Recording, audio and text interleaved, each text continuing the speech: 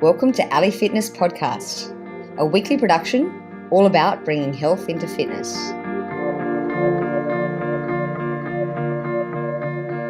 Patrick Nolan is Vice President, Associate Publisher and Editor-in-Chief of Penguin Books, who I'm sure you've heard of, a leading paperback imprint of Penguin Random House and the publisher of many bestsellers, including Alexandra Hamilton, Is Eleanor Oliphant Completely Fine?, A Gentleman in Moscow, and The Perfect Nanny.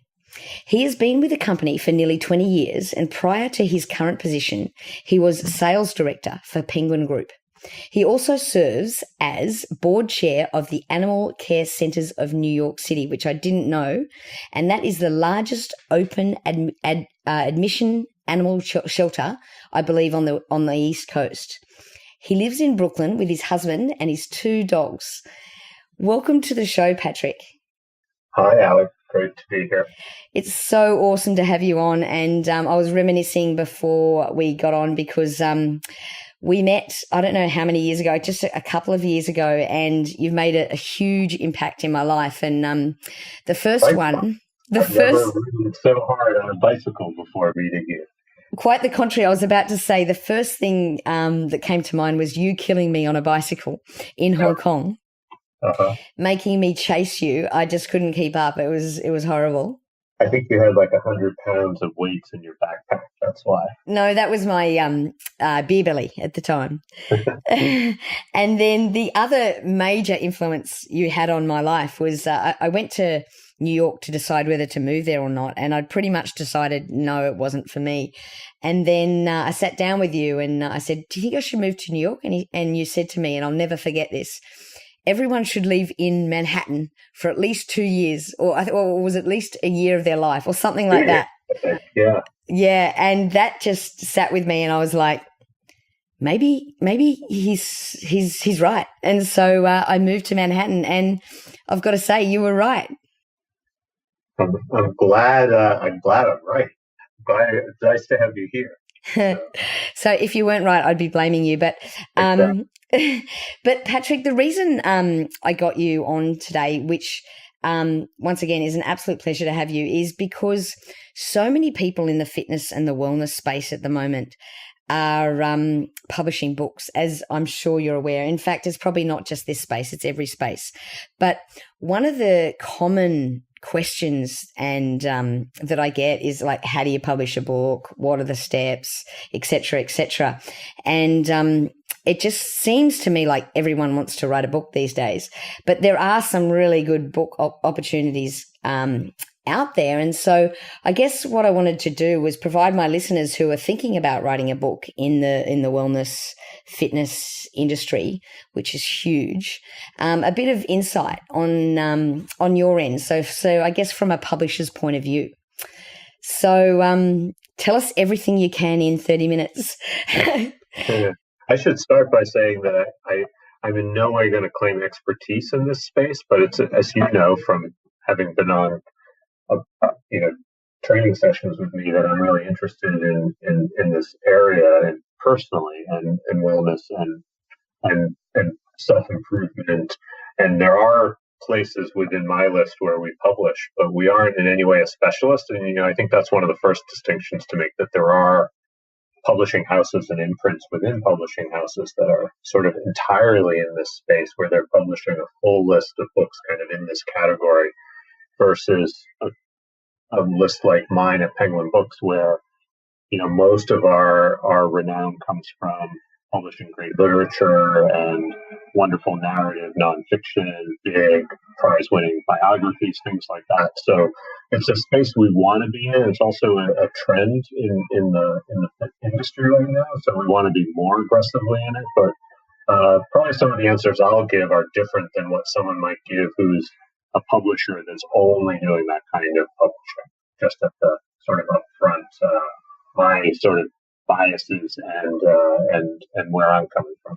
Well, that's actually a really good point. So given that then, if I had a book that I wanted to publish about fitness, wellness, would I be better off approaching, let's assume the answer is I'm better off approaching a publisher and I'm not going to self-publish here. Would I be better off approaching? Let's talk about that for a second. Yeah. Okay. Let's go there.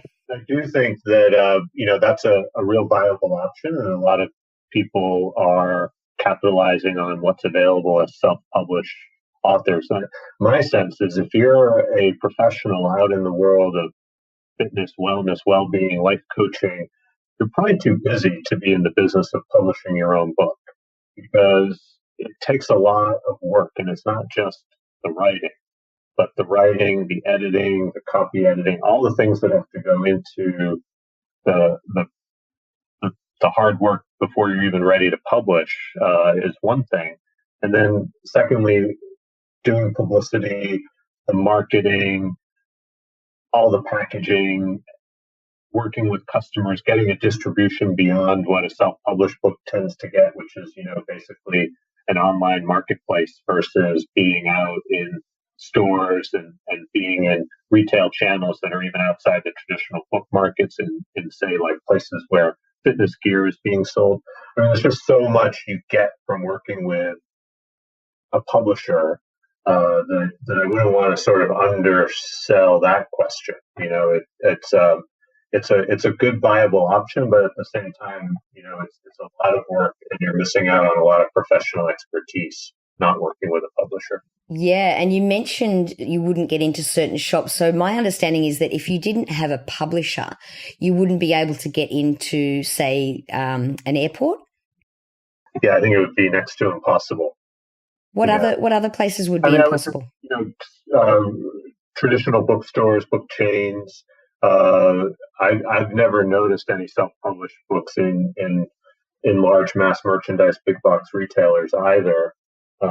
So I think basically, if you self-publish, you tend to end up on an online platform, and we know which one is the biggest one out there, but it tends to be one or two markets, and you can still find lots of readers and have a lot of success and get to a lot of people. But I just think you wouldn't have the same reach as you would working with a publisher.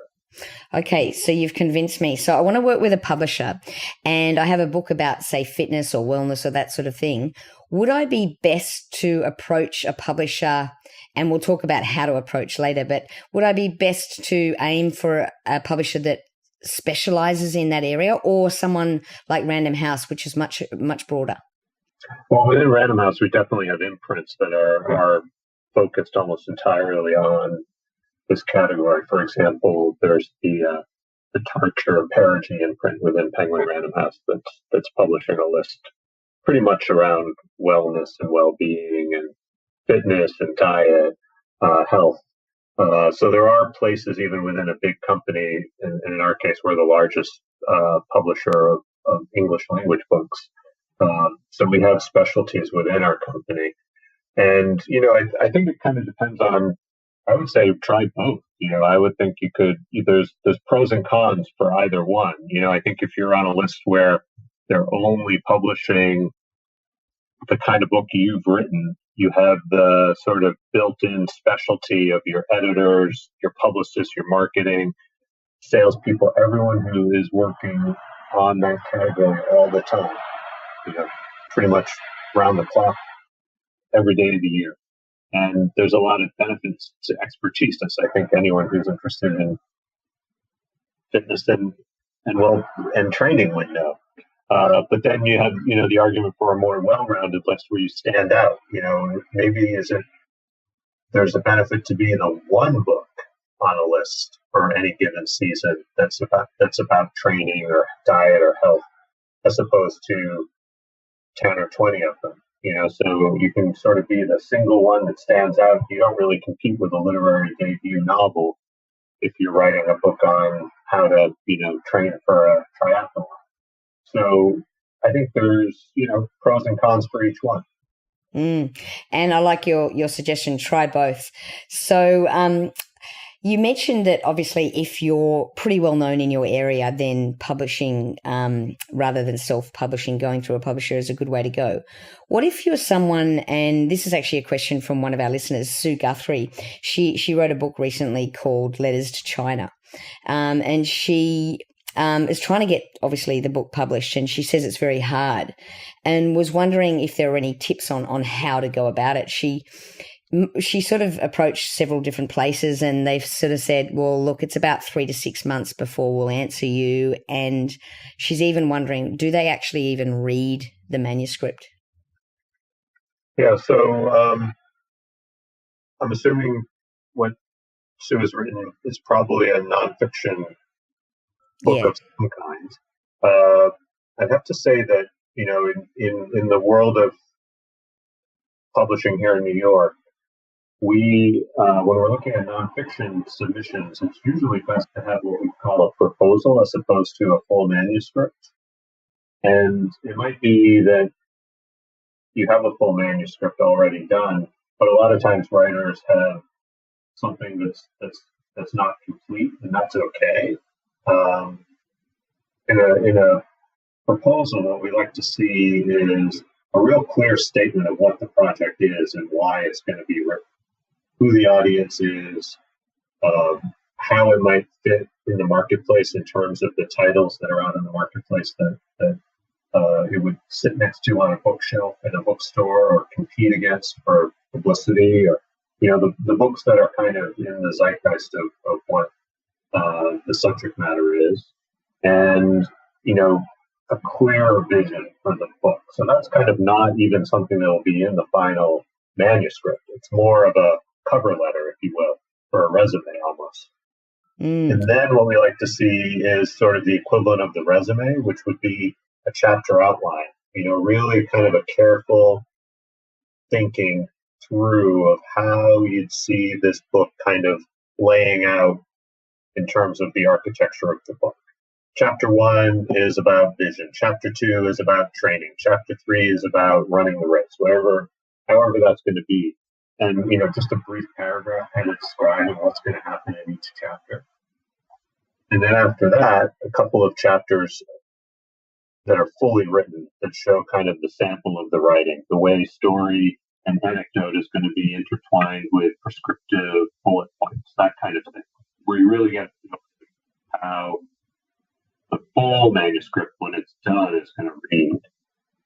So that's what I would say is like a strong proposal, something that really has a clear vision, a really strong, simple outline, and then a clear sample of how great the writing is that allows someone to look at the project. So it won't take 3 to 6 months to get back to you. So it's something that is, something that can be read probably in less than an hour. That's interesting. And I'm assuming the marketing plan that you mentioned sort of at the front would be quite important. Yeah, and it's not, marketing, that's one way of calling it, but I would say it's more kind of the way the project is going to sit in the marketplace in terms of, again, like what are the books that have been successful that would think that, I'm an editor sitting in my office in New York reading this proposal, and, it's comparing itself to, just kind of looking at my shelves here, like Jen Sincero's self-help book, You Are a Badass. Knowing that there's a book that, that the author himself, herself is thinking, oh, I'm in the same space as, this amazing life coach, career coach, Jen Sincero, instead of I'm going to make sure that I'm making that point. I think having that sort of sense of who you are and how you fit into what exists in the world, because it's not that you're trying to copy or jump on someone's success, but that you have a sense that like I'm in the same kind of space. The same reader is going to want to read my book because I have X, Y, and Z to add to this conversation that's going on right now. You might, if you're someone who has a really large platform, let's say you have, a massive following on Twitter or Instagram, and you've been on television, you've done a TED Talk. All of that stuff is really great also to just lay out in that introductory letter, because platform is something that publishers are always trying to assess and get a sense of as well. You shouldn't really think your book is going to become your platform ideally you're someone who has an existing platform where your book is going to become part of the growth of that platform. I like that you mentioned platform, and Mary Shaw's an author who also a listener who had a question about that too. Is one of the questions she wanted to know was what do you look for when it comes to platform? Like you mentioned numbers. Do you look at numbers or do you look at engagement? What do you actually look at? I'd say there's no hard science to that question. We look at both. We look at numbers. We look at engagement. Sometimes it's really important to see the growth rate. We signed up an author recently who had a year ago when we were starting a conversation, 100,000 followers on Instagram, and she's a writer slash artist, and she now has 1 million followers on Instagram. And that to me was a real sign of someone I want on my list, because they are finding an audience by the hour that's just growing in multitudes. So sometimes that kind of accelerated followings, and we all know that out in the world there are ways to make these numbers seem stronger than they are.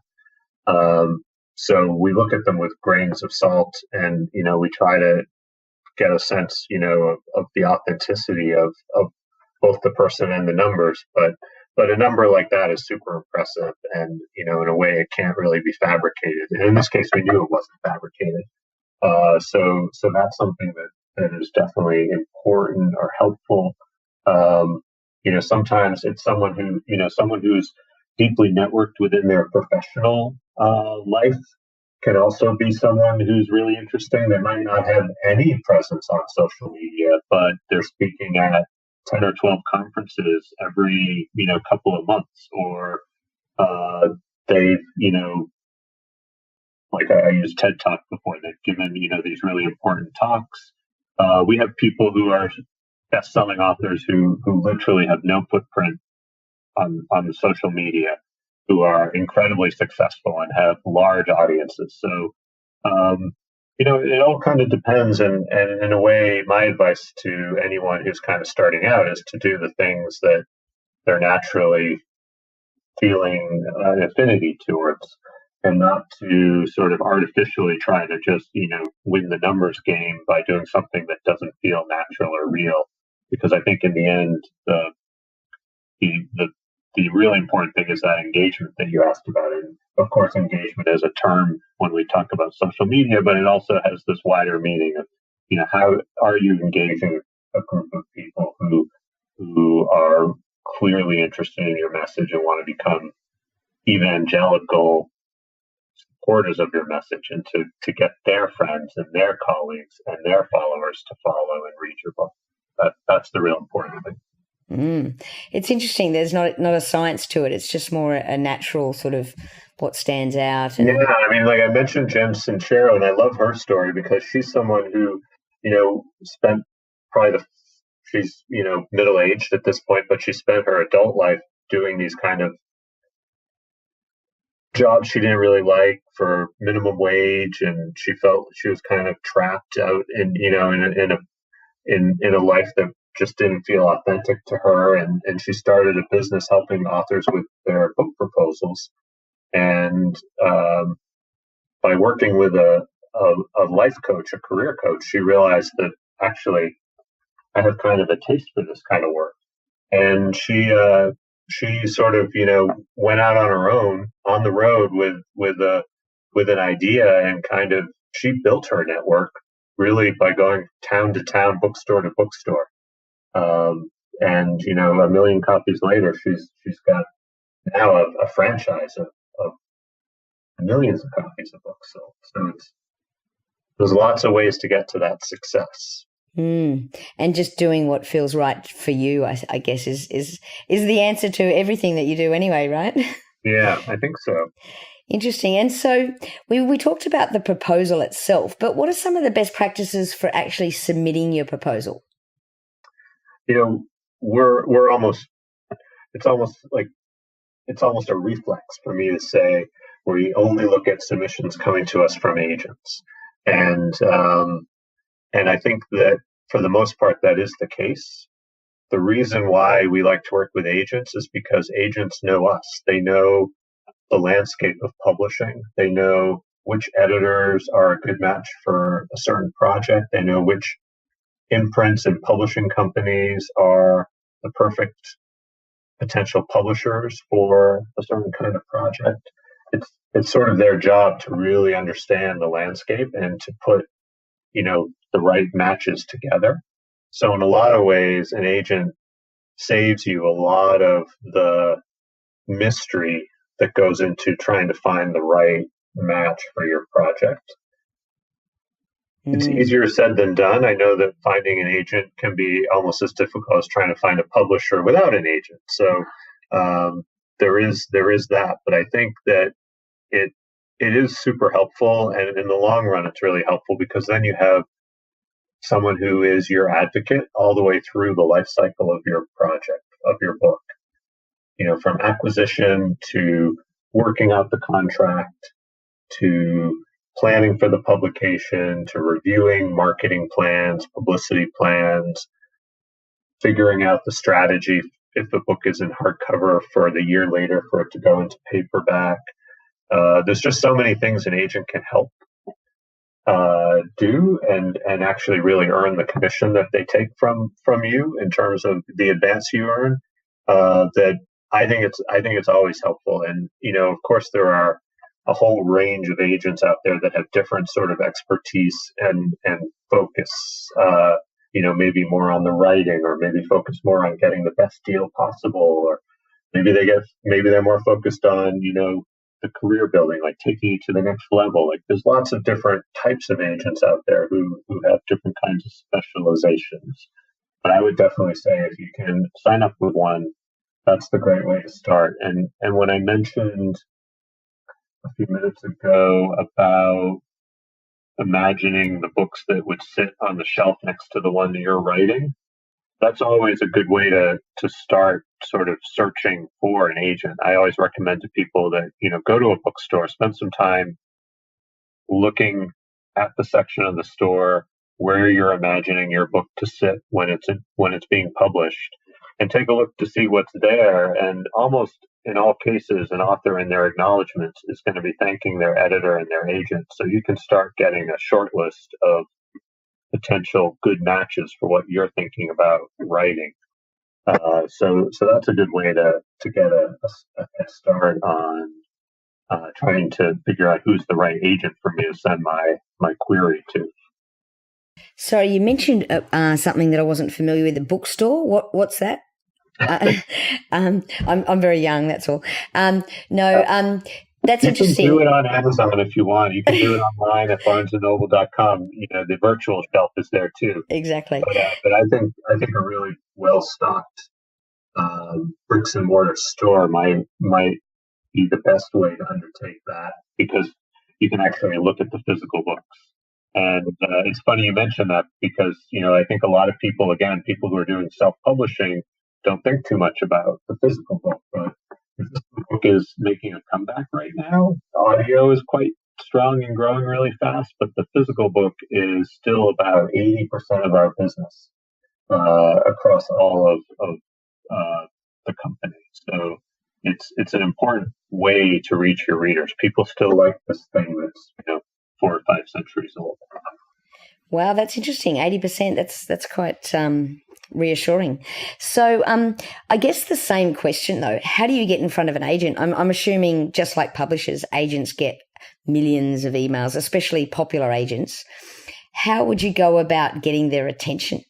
Yeah, it really is. I was talking about that, the proposal, how you have to have that sort of front page cover letter pitched down very succinctly. For an agent, you probably have to go even shorter, and maybe we should find an agent for you to interview for the show at some point. But I would say you're sort of going for that really short elevator pitch, almost a couple of paragraphs that really spell out who you are and what the project is, and asking if they'd like to see more. Short, quick query, I think, would be the best way to get that initial yes or no from an agent. And you mentioned the agent takes a cut, and a lot of people have this sort of misbelief, I think, that you make a lot of money when you write a book. And I'm sure there are people that do. But in general, I think you'd agree that that's probably not the best thing to do if you want to make a lot of money. How does it generally work? Is there a set sort of percentage where the publisher takes this, or is it all totally dependent on the author? In publishing, let me sort of give a quick, hopefully easy answer to that.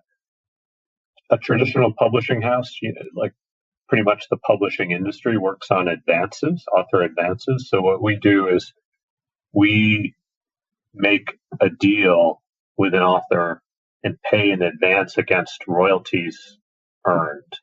And so in a way, it's almost like getting a loan of future earnings. So let's say, Ali, you've written a book on how to ride your bike up Mount Victoria in Hong Kong, and I decide I want to pay you $100,000 for that project. And so I would pay that to you as an advance against royalties. So I would pay you probably a quarter of it on signing the contract, a quarter of it when you deliver a manuscript that I accept and say is ready for publication, and then a quarter of it when it gets published in hardcover. And then a year later, I'd pay that last quarter when it goes into paperback. So I've paid you 4 $25,000 payments.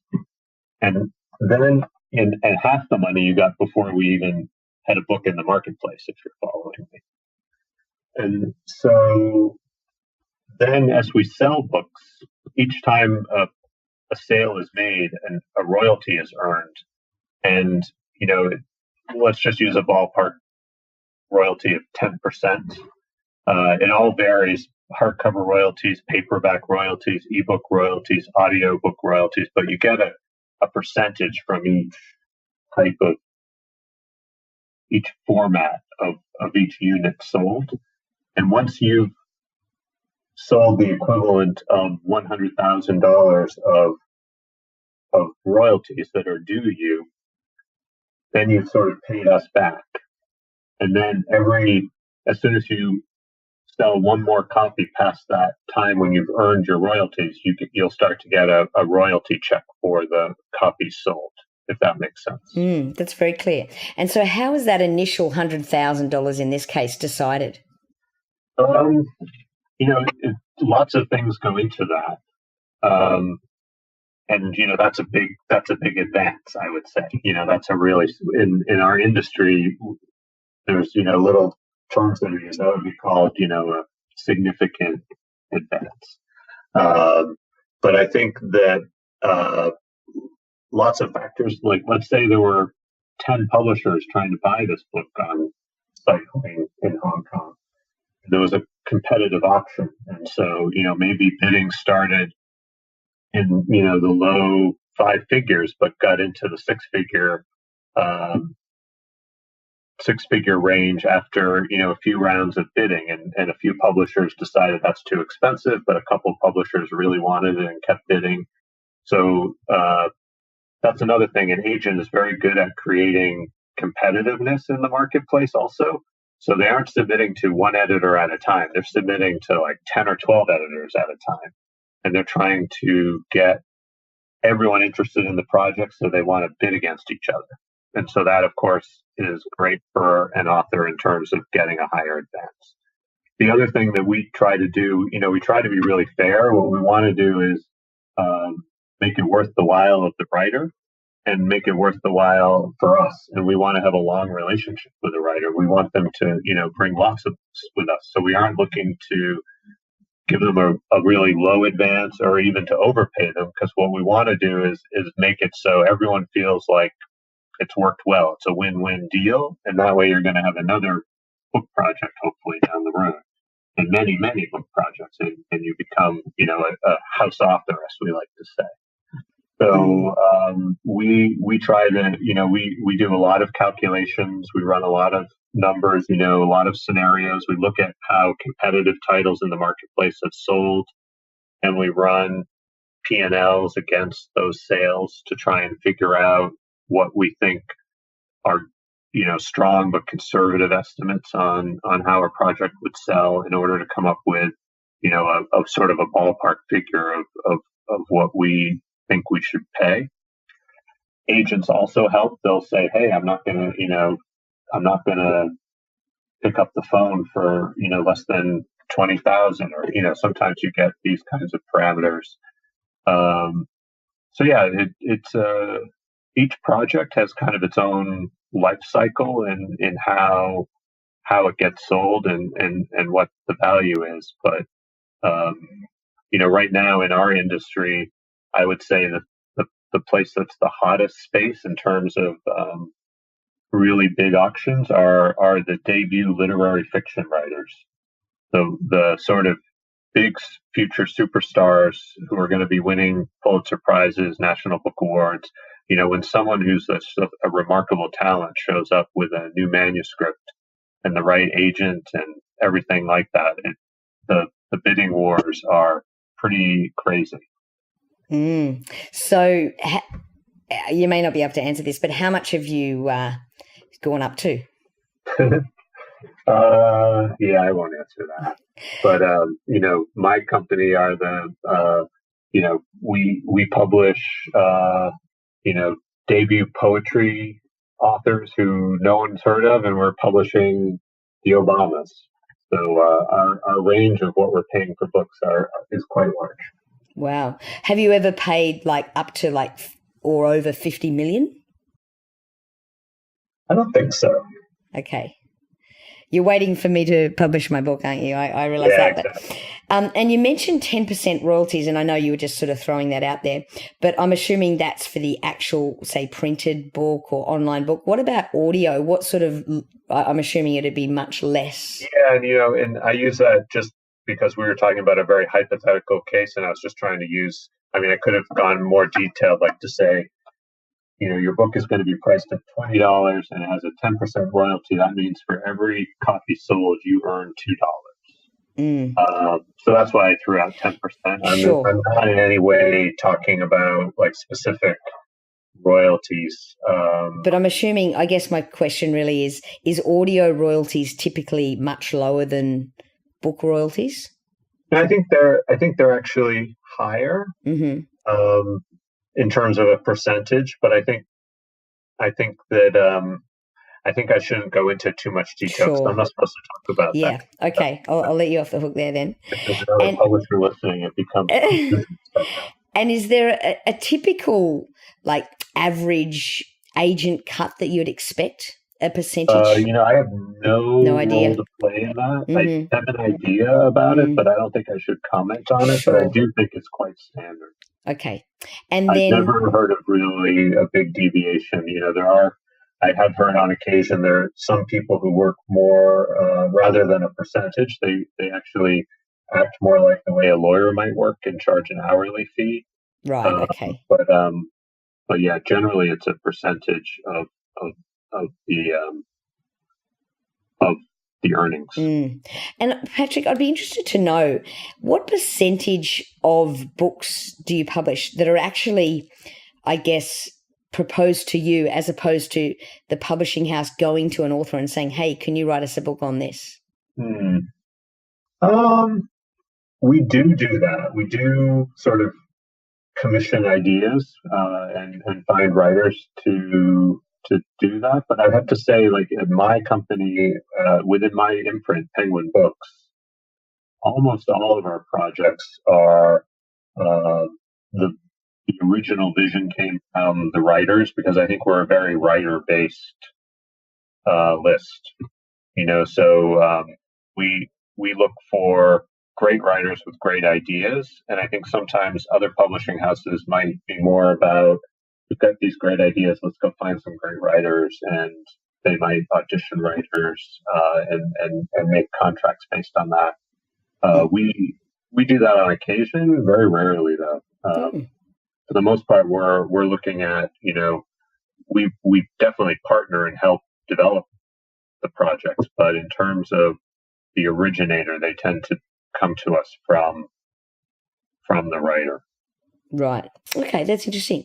And talking about great writers, someone I've actually introduced you to, Phil White, who is pretty well known in the industry because he teams up with well-known sort of fitness and wellness people to write a book. He teamed up with Andy Galpin and Kelly Starrett and what have you. And he asks a question which I think is really important, looking at long-term success. He says, what's the most commonly overlooked thing an author can do to make their book a long-term success? It sort of goes back to that thing we were talking about a little while ago about doing what comes naturally to you in terms of, the way social media, like if Twitter's not your thing, focus on the thing you love, like Instagram, or, if that's the case. I think the long-term success of books, especially in the sort of wellness, self-help, fitness area, it's when, in a way your book is in many ways a reflection and a calling card of who you are and what you care about and what you're doing every day of the year. And so I think that when you look at, the people who are long-term bestsellers, they're the people who, have, they have a platform, yes, but what they really have is a mission. And the book is aligned with their mission.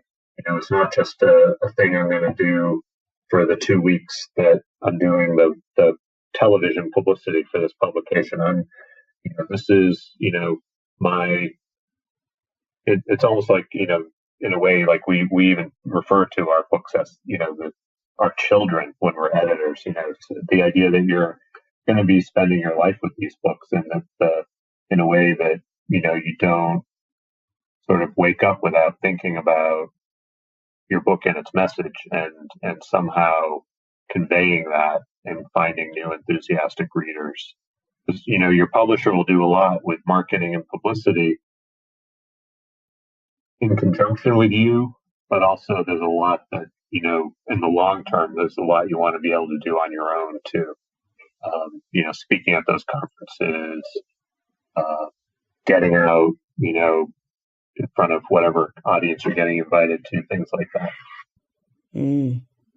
Yeah, I think that would definitely help. And so, look, you've told us so many things, and actually I wanted to ask you one more question from one of our listeners, Keith Norris. He runs Paleo FX, which is a huge thing for sort of the wellness industry in the US. And he asks a question about how to balance cutting edge, in quotations, with mainstream sellability.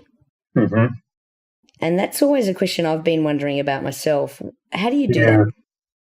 Well, I mean, my first impression to a question like that would be not to worry too much about that. Because it comes back to that sort of authenticity idea. And if your message is cutting edge, go for it. It's cutting edge. If your message is, right where everyone is right now, everyone's on paleo diet and I've got the best one, and, I'm not really reinventing anything or pointing us in a totally new direction, but this is, the best version of what we're all obsessed with right now, then that's great too. And I think that the other thing that's really good, again, about working with a publisher is I think a publisher, when it comes to marketing a project, is really good at identifying ways to pull out those elements that are cutting edge and making a campaign around the cutting edge aspects, the innovative, pioneering things, and finding the audience that's really interested in following a new path and trying something new, the first adopters. And it could be that within the very same project, there's also some really core,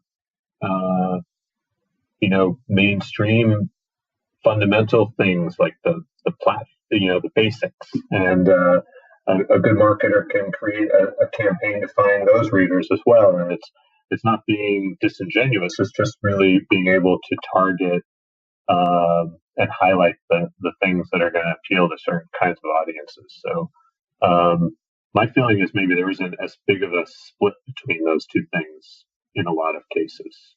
Interesting. And sometimes you don't even know that you might not even know you're the cutting edge at the time, but you become that just by the way your message is adopted and followed. And Patrick, do you sometimes sort of hold back from publishing a book because of timing? All the time. There's a lot of, when we were talking about what's the best way to get a publisher's attention, the other thing about an agent is, if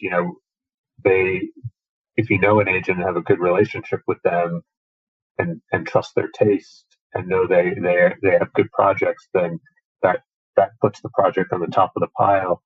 Here at Penguin, we publish about 200 titles a year, but we're probably looking at 2,000 submissions or more, I would say, easily. So I'm losing my train of thought here. So you're saying that basically you get 2,000 submissions and you're only publishing potentially 200 books. Yeah, it's probably even more than 2,000, but it might even be like. So the agent plays is a good way to filter through, get to sort of get to the top of the pile. But what was your question? Because I sort of didn't answer your question. No, that's okay. I was just wondering about timing, and you brought up the agents. So, if on that list of 200 titles, if we're going to be publishing, a mix of fiction, nonfiction, business type books, self-help type books, history, biography, if I've got like 5 diet books on my 2020 list and I get a really great submission for another one, might be that in my mix I just can't really entertain another book because I've already sort of filled what I would consider to be the most space I can give to a given category.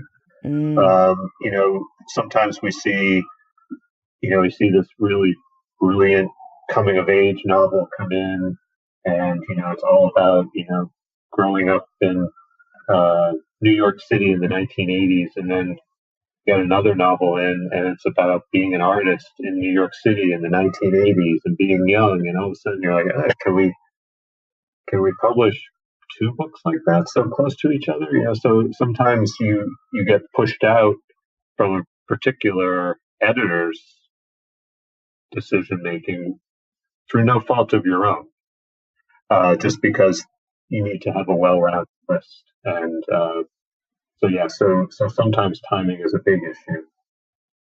Right now, every publisher in New York is obsessed with what are we going to publish in November of 2020, because no one is going to be paying attention to any publicity for new books while we're voting for president. So that's a big challenge. So how do you, I guess, work with a challenge like that? Do you say, okay, well, we're going to publish a book about how to vote? Maybe. Interesting. Maybe it's a good time to publish an ex-president's memoir. Who knows? We'll see. Very good. And Patrick, are there any sort of bits of advice you've got so much experience in the industry, and I know you talk yourself down, but I wish I had even a tiny bit of knowledge that you had. I'd be able to publish millions of books. Is there anything at all that you could share with an up-and-coming hopeful author? In addition to what we've already talked about. Yeah. I think we've talked so much about the business today and, sort of the way to be discovered.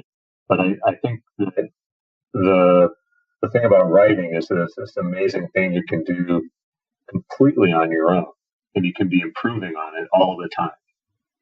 So if you are thinking about writing, no matter what type of book you're thinking about writing, I would tell you to be well read, read widely, but also read into the category you're thinking about writing on or that you are writing about, and really develop your own style, but also get a sense of how are people writing and communicating, and really taking the time to edit and rethink and rewrite and look at that sentence 6, 7, 8, 10, 12 countless times as you're doing all the other things, but really don't minimize the importance of being a really good, strong, clear, well written author. That was my advice. That's Awesome. a good way to lead, I think. Yeah, I'm glad you brought up, writing style and the art of writing, because it's sometimes overlooked in all this marketing business. Yeah, find your voice. Yeah, I love it. Work on it. Love it. And Patrick, before I let you go, one last question, slightly random. Do you have a tattoo? No, but thanks for asking.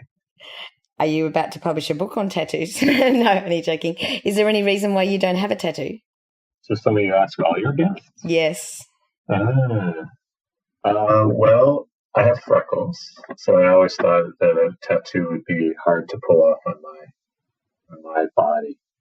And so no penguin tattoos on me. And, I think if I had one, I'd probably be like a wire-haired fox terrier. Why is that? I love them. So I'm glad you said that as opposed to a penguin, right? Yeah. Excellent. Look, Patrick, thank you again so much. It was so educational, and I really appreciate your time. All right. Thanks. It was really fun. Thanks for inviting me.